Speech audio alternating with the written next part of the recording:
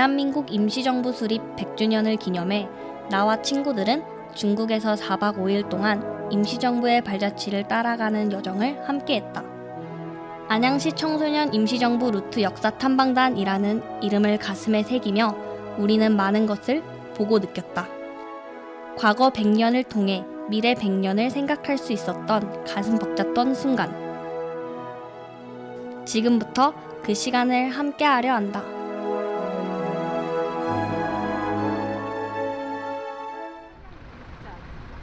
지난 3월 26일 오전 6시. 평소 같으면 잠잘 시간이었지만 나는 안양시청으로 향했다.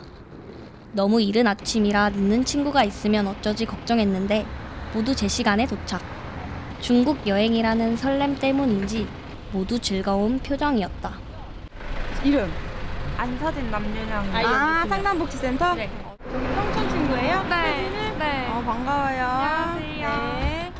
너무 긴장돼가지고 잠이 좀 안 왔어요. 그래요? 지금 컨디션은 어때요?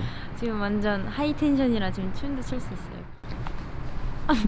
진짜 못하겠어요. 네. 내가 이런 위대한 순간에 같이 하는구나 이러면서. 어제 잠 좀 잤어요? 네, 잘 잤습니다. 여기 온다고 했을 때 부모님들 뭐라고 하셨어요? 좀 멀리 가는 여행이어서 좀 많이 걱정도 하셨는데 그래도 3.1운동 100주년 기념으로 역사 탐방할 수 있는 뜻깊은 기회여서 허락해 주셨습니다. 멀리 떠나는 우리를 격려하기 위해 최대호 시장님을 비롯해 많은 분들이 직접 찾아와 주셔서 조금 긴장됐다. 예, 우리 안양의 청소년들이 아마 우리 질구의 역사 그리고 새로운 미래의 희망의 역사를 우리가 함께 읽어나갈 필요가 있다라고 생각하고 직접 상해 임시정부 또 우리 선열들께서 정말 숨어 지내면서 독립운동을 하고 민족의 대동단결을 외쳤던 그곳을 방문함으로써 아마 현장 학습뿐이 아니고 또 이걸 통해서 우리 안양 청소년들 또 시민들에게 새로운 희망의 100년을 만들어 나가자는 그런 의미가 담겨 있는 행사가 되겠습니다.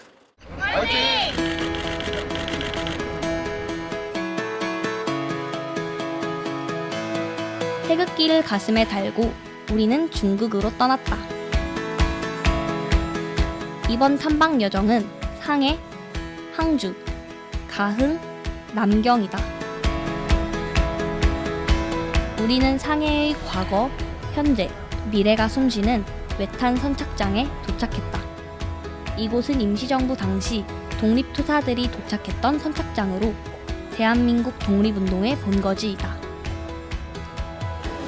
우리나라 강점이 되고 난 다음에 이 대거 중국 쪽으로 많은 분들이 더 이상 국내에서는 활동하기가 어렵겠다. 그래서 해외로 나가서 망명한 상태에서 독립운동을 지속할 방법들을 고민을 해야 되겠다 해서 많은 분들이 오셨는데 바로 우리 이 독립운동가들이 독립운동을 할 꿈을 품고 여기로 도착하신 거예요. 김구 선생님은 일본 경찰의 감시를 피해 중국 안동현에서 일용향행 배를 타고 어렵게 상해로 탈출했다고 한다. 이때 15명의 독립운동가들이 함께했다. 지금 현재 그 위치나 그건 정확하게 어딘지 이제 남아있는 게 아무것도 없다고 그러고 이 일대는 지금 공원으로 개발이 된 것 같아요. 황포공원이라고. 그래서 이제 그런 일이 있었다는 것 정도밖에 말씀을 못 드리겠고. 외탄 선착장을 뒤로하고 우리는 또 다른 독립운동가의 흔적을 찾기 위해 홍구공원으로 향했다. 이곳은 대한민국 독립운동사의 대전환을 맞이한 윤봉길 의사 의거 장소이다.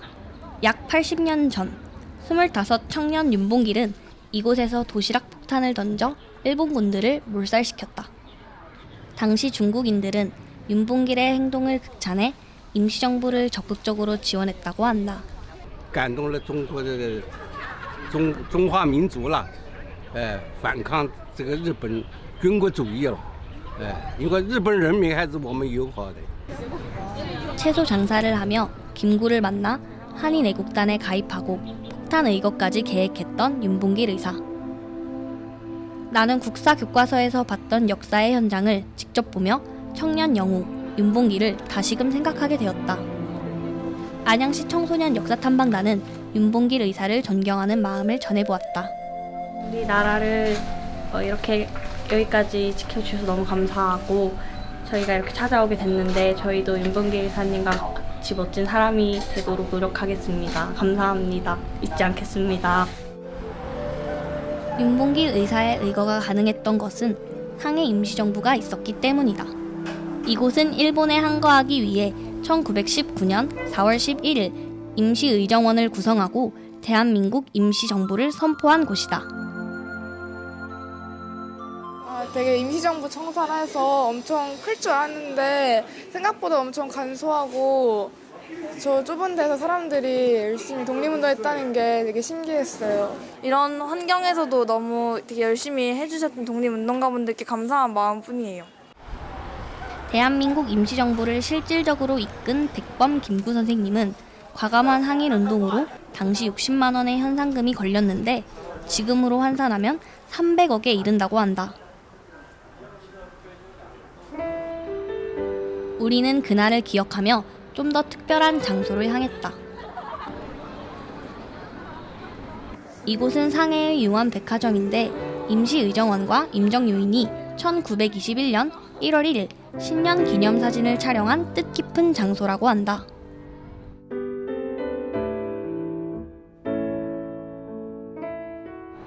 이 장면이요? 대한민국 임시정부 요인들이 1921년에 이렇게 찍었던 곳에 재현을 하는 곳입니다. 그 시절 독립운동가들처럼 우리도 기념사진을 찍기 위해 태극기를 꺼냈다.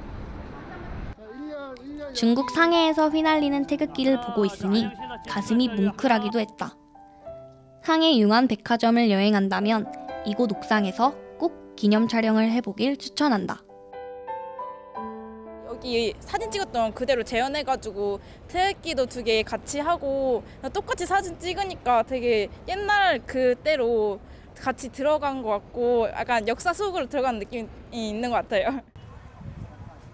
임시정부 100년의 발자취를 따라가는 우리의 여정은 만국 공묘로 향했다. 이곳은 조국의 독립을 보지 못하고 이국 땅에 묻힌 우리의 애국지사들이 잠든 땅이다. 총 몇 분? 14분이 여기 계셨다가 12분은 이제 확인을 해서 국내로 다 돌아가셨고 2분이 여기 계시는 것 같대. 근데 그것도 영어 이름으로 돼 있어가지고 그걸 보고 이게 한국 사람 이름 같다라고 네. 하는 거지. 아까 명백하게 버스에서. 잘 모르겠다는 거지. 맞아요. 빨리 찾았으면 좋겠어요. 그러게 근데 너무 이제 오래돼가지고 어떻게 찾을 수 있을까 모르겠네. 이곳에 묻힌 애국지사들의 유해는 대부분 대한민국 품에 돌아왔다. 하지만 아직도 2분의 신원이 확인되지 않았다고 하는데 역사를 기록하는 것이 정말 중요한 것 같다. 안양시 청소년 역사탐방단이 상해에서 마지막으로 찾은 장소는 상해 사범대에 위치한 위안부 역사박물관이다. 전쟁 당시 일본군은 여러 곳에 위안소를 설치했는데 상해에도 많았다고 한다. 이번 역사탐방에 참여한 학생이 대부분 여학생이어서 그런지 위안부 할머님들의 모습에 모두 숙연한 마음으로 관람했다.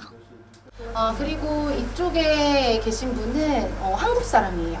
한국 사람인데 중국으로 이제 위안부로 끌려와서 중국에서 이제 위안부로 계셨었고 지금 여기 사진에 임신하고 있는 여자분 보이시죠? 그렇죠? 이분이 이 박용심 할머니의 예전에 위안부 당시의 사진이라고 하네요. 전시관 밖에는 우리에게도 익숙한 위안부 소녀상이 설치돼 있었다. 중국 전통 의상을 입은 소녀상도 눈에 띄었다. 就是感想他们造他这个2个的像造的蛮好的，这也是一个从前的纪念，你说是吧？对对对对对，就这个下一代都能纪念他的这个那个事件的故事。 한중 평화의 소녀상은 화성 시민들이 낸 성금으로 건립됐다고 하는데 우리를 상징하는 빈 의자가 마음을 무겁게 했다.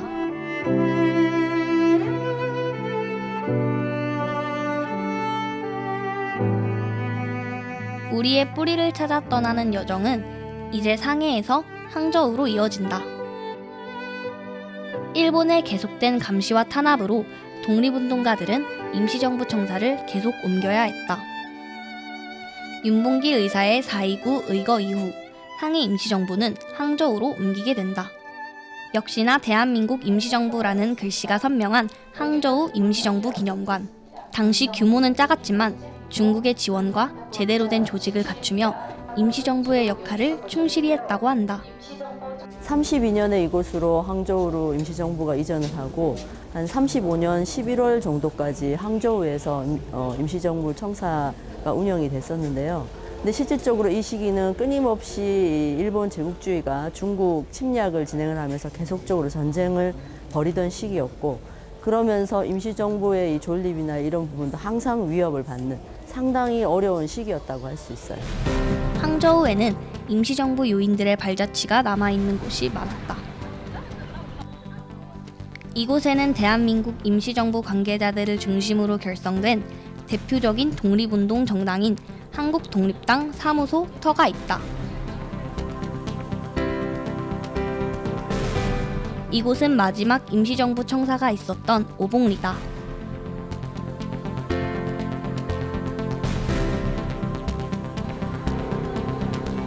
또 하나의 임시정부 청사는 여관이었는데 지금은 호텔로 바뀌었다고 한다. 역사적 장소들이 그 모습은 바뀌어도 우리 선조들을 기억할 수 있어서 뜻깊었던 항저우에서의 시간이었다. 그분들이 활동했던 거에 대해서 좀 감동 많이 받았고, 그분들의 정신을 좀 제가 이렇게 좋은 기운을 받고 가야 할 것 같다고. 우리는 상해와 항저우의 중간 지점인 중국의 소도시 가흥으로 향했다. 탐방 중간중간 버스 안에서도 선생님의 역사 이야기가 이어졌는데, 그동안 우리가 알지 못했던 독립의 역사가 정말 많다는 것을 새삼 깨달았다. 저보성 선생과 관계되는 여러 곳들입니다. 뭐 집안, 아들의 뭐 별장이라든가 뭐 이런 곳이라고 해요. 그래서 그 저보성 선생 같은 경우는 저희 나라에서 독립유공자로도 건국 훈장도 받으신 그런 분이세요. 네, 그런 곳으로 가보겠습니다, 오늘. 가흥에는 중국 국민당 정부가 비밀리에 제공한 피신처가 많았다.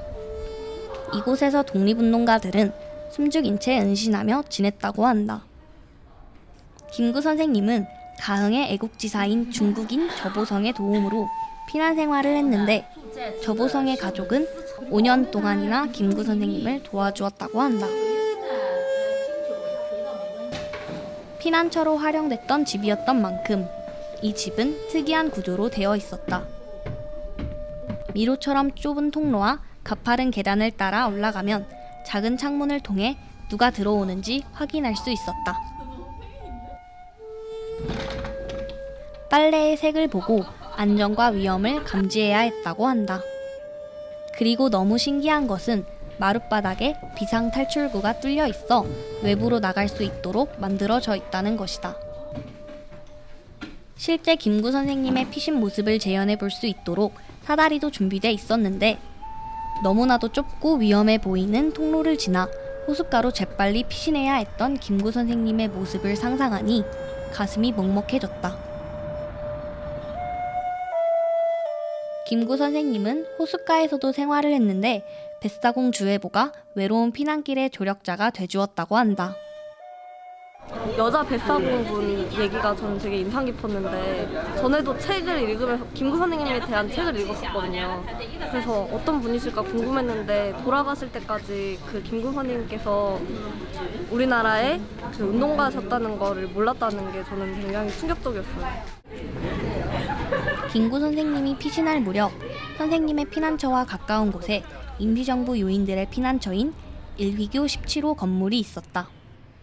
한국인을 숨기며 조국의 독립을 위해 아슬아슬한 하루를 보냈을 애국지사들의 모습이 그려진다. 이 계단도 가파르고 힘들게 사셨던 것 같은데, 제가 만약에 가족들이었다면 되게 원망도 하고 이랬을 텐데 그런 마음 안 가지고 되게 열심히 돕았던 것 같아서 되게 감동이에요. 일정 내내 맑은 날이었는데 구름이 잔뜩 끼더니 비가 내리기 시작했다.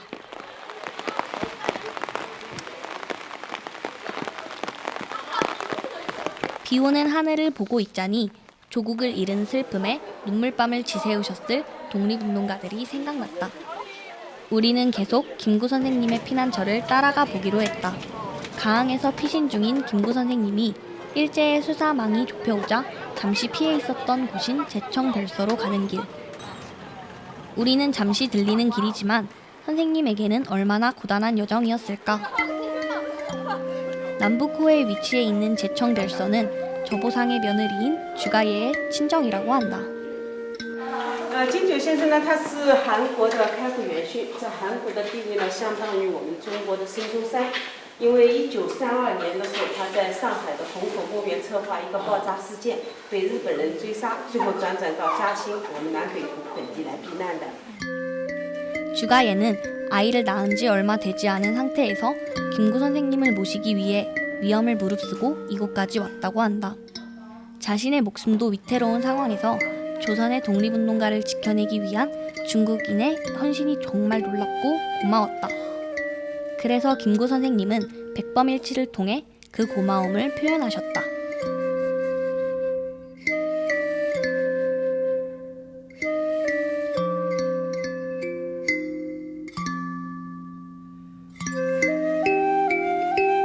오랜 피난 생활로 몸과 마음이 지쳐있던 김구 선생님은 아름다운 풍경이 가득한 제청별서에서 가장 평온한 시기를 보냈다고 한다.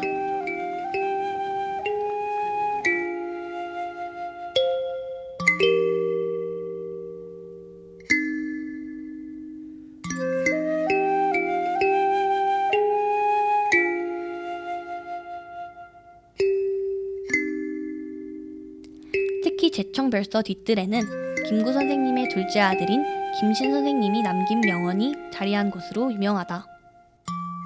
중국에 대한 고마움을 표현한 것이다.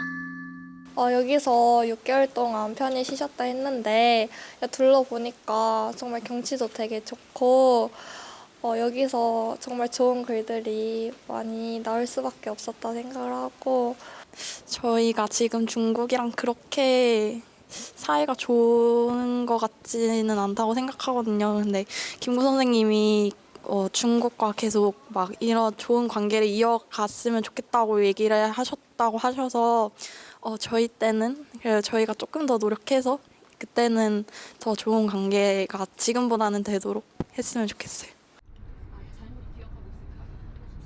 이제 우리는 5일간의 역사 탐방, 그 마지막 장소를 향해 출발한다. 그곳에서는 또 어떤 역사가 우리를 기다리고 있을까? 마지막 장소인 남경의 첫 번째 역사 탐방 장소는 남경대학살 기념관이다. 입구에서부터 서늘한 기운이 감도는 이곳은 비극의 역사가 자행된 곳으로 제2차 세계대전 당시 일본이 벌인 끔찍한 만행의 현장이 기록돼 있다. 중국의 통계에 따르면 30만 명의 중국인이 살해되었다고 한다. 우리는 잠시 국학꽃을 헌화하며 희생자들을 추모했다. 무고한 사람들이 잔인하게 희생되었던 남경대학살. 기념관에서는 그들을 애도하는 전시물들이 많았는데 둘러보면서 잔인한 전쟁의 흔적에 말문이 막혔다. 한자 한번 볼까요? 한자. 뭐라고 적혀 있냐면 대도살이라고 적혀 있는 거예요. 그러니까 일본 사람들이 그때 당시에 남경에 있었던 사람들을 어떻게 죽였는지 이 단어를 통해서 우리가 조금 느낄 수 있을 것 같아요. 그렇죠?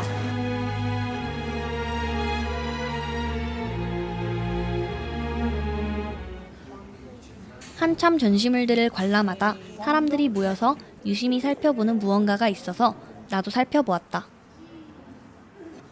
그런데 그곳에는 유골이 전시돼 있었다. 유골이 발견돼 이곳에 기념관이 세워졌다고 한다.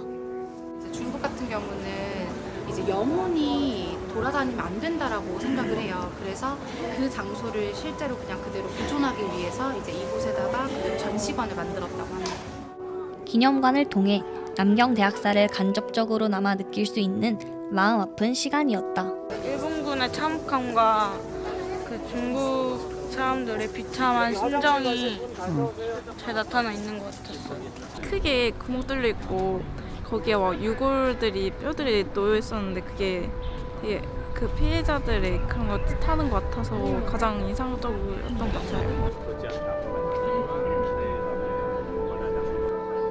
우리 선조들의 독립운동 현장을 눈으로 확인하고 일제의 만행을 실제로 보면서 우리가 끊임없이 기억해야 할 것이 바로 역사라는 생각이 들었다.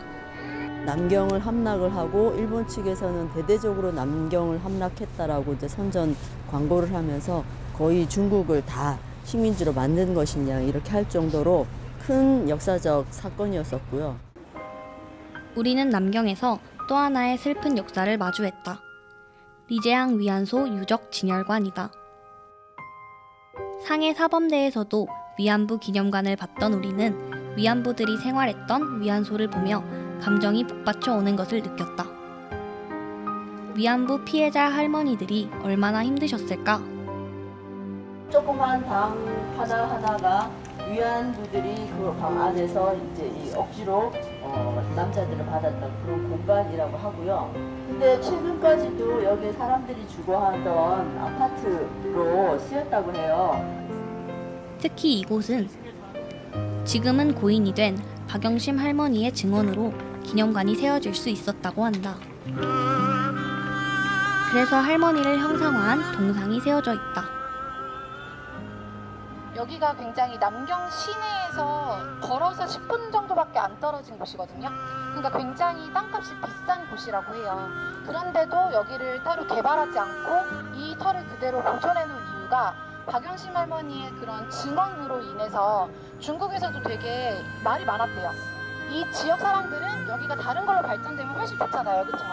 근데 중국 사람들끼리 얘기하는 도중에 이런 얘기 나왔어요. 어때요? 역사를 바로 알아야 된다. 우리가 역사를 바로 잡아야 된다.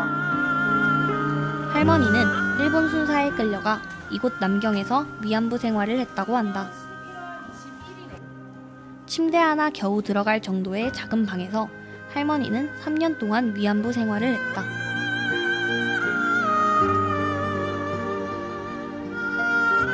위안소 옆에는 우리 모두를 가슴 아프게 한 전시품이 있었다. 그것은 바로 마르지 않는 눈물. 절대 멈추지 않는 이 눈물은 한 맺힌 통곡과 역사를 그대로 보여주고 있었다. 정말 그 동상이 너무 생생해서 그 당시 모습을 재현해 놓은 것 같았어요. 그래서 더 이상 흐르지 않게 정말 닦아도 계속 나와서 너무 슬펐어요. 할머님이 이제 타국에 와서 이렇게 하면서 이제 그런 시련을 견디고 근데 이제 동상이 막 계속 눈물이 흘리는 거잖아요. 그래서 그때 닦아줄 수 있었다면 좋지 않았을까 하는 생각. 우리는 안양의 새로운 100년을 위해 이번 임시정부 루트에 참여했다. 낯선 환경, 낯선 친구들 때문에 두려움도 많았지만 그런 걱정들보다 더 큰 감동과 자랑스러운 대한민국을 만날 수 있었다. 교과서에서만 배웠던 것들을 이렇게 중국까지 와서 어떻게 임시정부가 그렇게 됐는지를 알아서 좋았고 더 역사에 관심을 가져야 한다는 마음을 갖게 되었습니다. 지금까지 제가 알고 있던 것들을 더 심층적으로 이렇게 보면서 딱딱 맞춰가는 느낌이 들었고 일단 우리가 한국에서 되게 당연하게 누리고 있던 자유가 이렇게 많은 분들의 희생과 노력으로 이루어졌다는 것에 되게 감사하고 죄송스러운 마음을 느꼈고 저도 나중에 커서 어떤 일을 할지 모르겠지만 어떤 곳에서도 저희 나라를 널리 알릴 수 있는 사람이 됐으면 좋겠습니다. 맨 처음에는 저도 참 걱정을 많이 했습니다. 어떻게 보면 참 천진난만한 학생들을 데리고 이 역사 탐방을 끝까지 잘 수행할 수 있겠나라는 고민을 많이 했는데요. 막상 데리고 와서 현장에서 함께 체험을 하니까 학생들의 그 순간순간에는 눈빛이 역시 틀려지고 어떤 그 결의에 찬 모습을 지켜봐서 마음 뿌듯하게 생각합니다. 우리는 대한민국의 과거를 보았다. 그리고 대한민국의 현재를 함께했다. 이제 우리가 더 큰 대한민국의 미래다.